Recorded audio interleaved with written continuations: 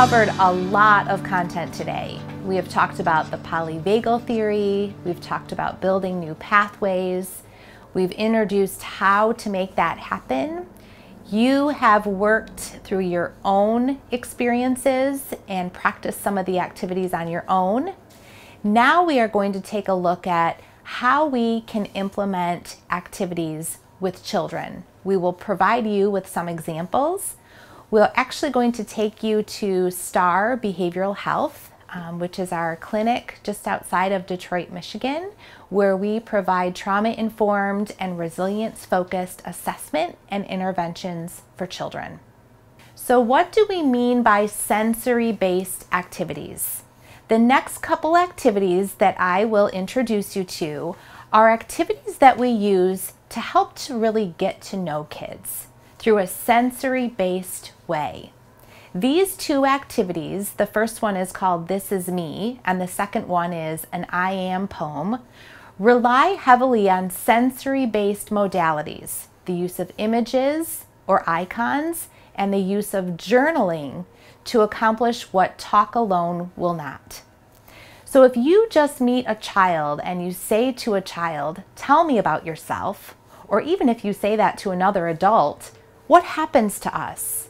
We begin to freeze, we get nervous. All of a sudden, we can't think about anything to tell that person about ourselves.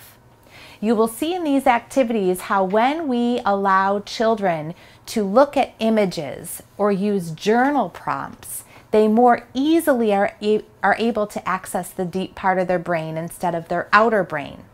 So they're using images to be able to say, I see this and it reminds me of something that relates to me.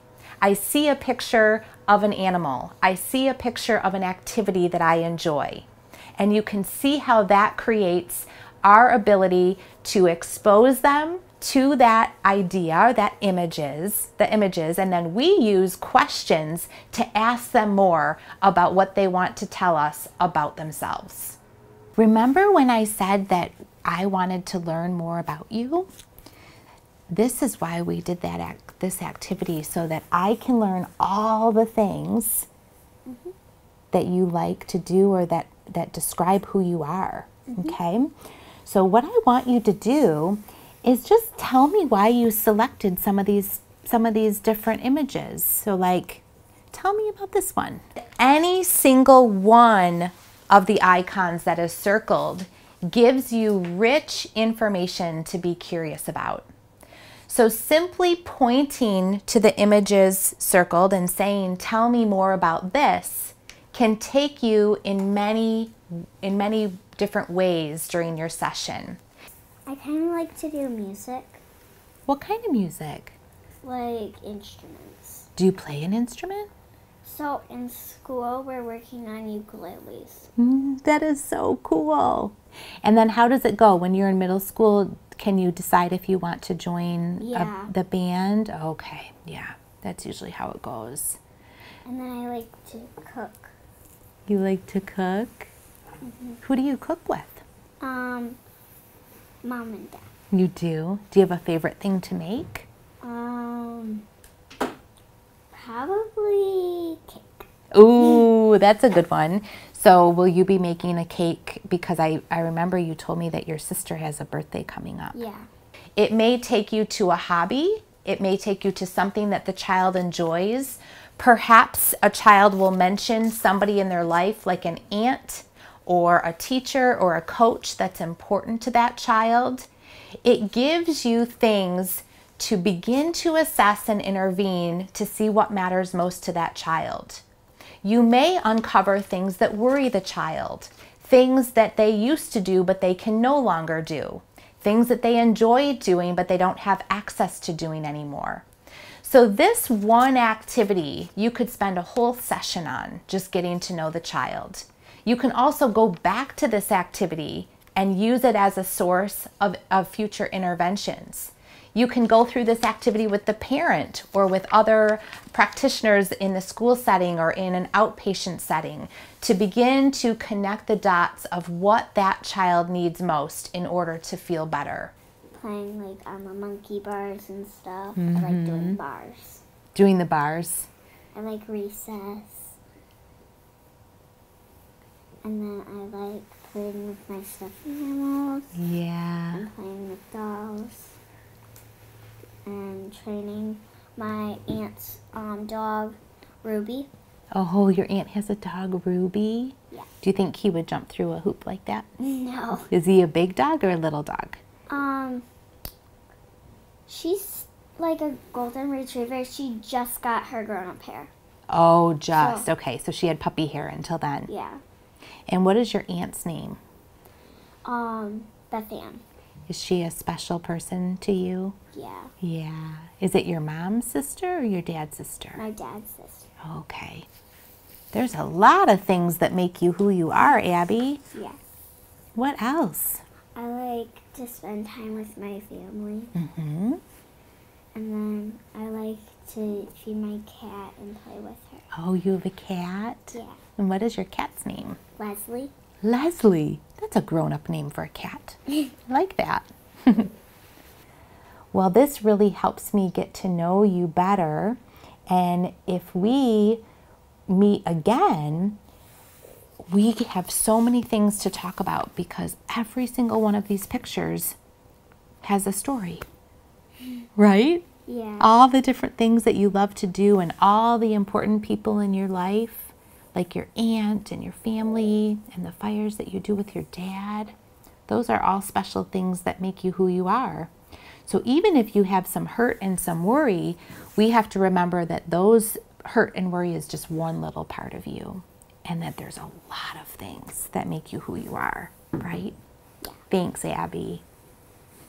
The idea of this activity too is to let the child know that there are many things that make them who they are. Many times a child in trauma or constant stress believes that they are just their hurt. They are just their anger. They are just identified by what has happened or what is happening. Maybe just identified by their challenging behavior or the challenges that they present in the home or in the classroom. What this allows to do in a very sensory-based visual way is to say to the child, you are more than just that trauma. You're more than the stress. You're more than what happened. You're more than your behavior. There are so many things that make you who they are, make you who you are. And if we just tell somebody that there's so many great things about them, they may not believe us as much as if they really are able to see it in front of them. So this activity externalizes that. It allows that child to see it in front of them so that they can too really begin to identify with the fact that there are many things that make them who they are. The This Is Me activity can be found in a lot of our trauma intervention programs, including the SITCAP art program, the large trauma intervention program, and the I Feel Better Now program. An alternative to this activity is an activity that we have in our Healing the Experience of Trauma program, and it is the I Am poem. And it accomplishes a similar feat, but it uses journal prompts. So instead of images, that child fills in the blanks.